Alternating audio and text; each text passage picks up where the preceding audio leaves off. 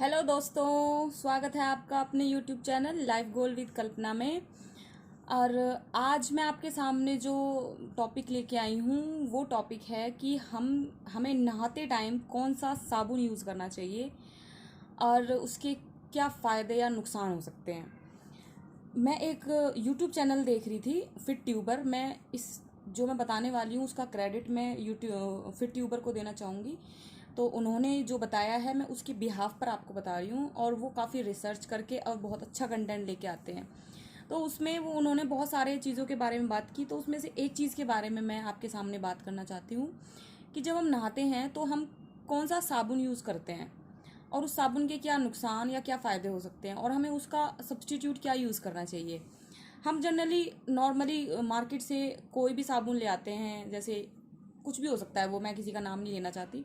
तो हम कुछ भी साबुन लेके हम उसको यूज़ कर लेते हैं, और कई बार हम देखते हैं कि साबुन की वजह से हमारी स्किन जो है वो बहुत ही रफ़ और ड्राई हो जाती है, तो जिसकी वजह से हमें इरिटेशन सी महसूस होती है, और उसके बाद हमें कोई मॉइस्चराइज़र वगैरह यूज़ करना पड़ता है या बहुत सारी चीज़ें यूज़ करनी पड़ती हैं। तो बेसिकली साबुन यूज़ करने से हमारी स्किन जो है वो ड्राई होती है, ये आप सभी जानते हैं। तो उस और साबुन ड्राई होने के साथ साथ बहुत सारी एलर्जीज़ वगैरह भी हो सकती हैं, फंगल प्रॉब्लम्स भी हो सकती हैं। तो उन सब चीज़ों को ओवरकम करने के लिए हम ऐसा देसी नुस्खा क्या यूज़ कर सकते हैं जो हम सबके घरों में मिल सकता है आसानी से, और उसको हम आसानी से यूज़ कर सकते हैं। साबुन की जगह हम उसको यूज़ करें, और आप खुद देखेंगे नहाने के बाद आपको इतना अच्छा लगेगा, इतना फ्रेश फील होगा, और आपको अपनी स्किन बहुत अच्छी लगने लगेगी। तो वो क्या 3 चीज़ें हैं जिनका प्रयोग करके हम अपनी स्किन को बहुत ही अच्छा कर सकते हैं और एलर्जीज से फ्री कर सकते हैं। तो इनमें सबसे पहली जो चीज़ है वो है मुल्तानी मिट्टी का पाउडर। मुल्तानी मिट्टी भी आती है और उसका पाउडर भी आता है। आप चाहें तो मुल्तानी मिट्टी को पीस कर उसका पाउडर भी बना सकते हैं, और चाहे तो आप पाउडर भी लेके आ सकते हैं। तो पहली चीज़ है मुल्तानी मिट्टी, दूसरी चीज़ है बेसन, और तीसरी चीज़ है हल्दी। तो इन तीनों चीज़ों को मिलाकर आप एक बहुत अच्छा सा पाउडर बनाकर अपने बाथरूम में एयर टाइट कंटेनर में बंद करके रख सकते हैं, और एक छोटी सी कटोरी उसके साथ आप रखें। जब भी आप नहाने जाएं तो आप इन चीज़ों के मिक्सचर को पानी में घोल लें अच्छे से, और उसको हल्का सा अपने शरीर को गीला करके उसके ऊपर आप उसको अच्छे से मलें पूरे शरीर पे। साबुन की जगह आप उसको यूज़ करें, आपको इतना अच्छा फील होगा। आप देखेंगे कि वाह क्या चीज़ बताइए, आप एक बार ट्राई करके देखें। आप इसमें इनका रेशियो क्या रखेंगे, आप ज़्यादा मात्रा में मुल्तानी मिट्टी रखेंगे, मुल्तानी मिट्टी से थोड़ी और ज़्यादा मात्रा में आप बेसन रखेंगे। मात्रा कितनी होगी आप ये देखिए, लगभग रेशियो मैं बता देती हूँ रेशियो कितना होना चाहिए, कि आप 30% आप मुल्तानी मिट्टी रखें और 70% आप बेसन रखें। इस तरीके का आप रेशियो रखें, क्योंकि बेसन जो है बहुत अच्छे स्क्रबर का काम करेगा, आपके बॉडी को बहुत अच्छे से नेचुरल स्क्रब करेगा।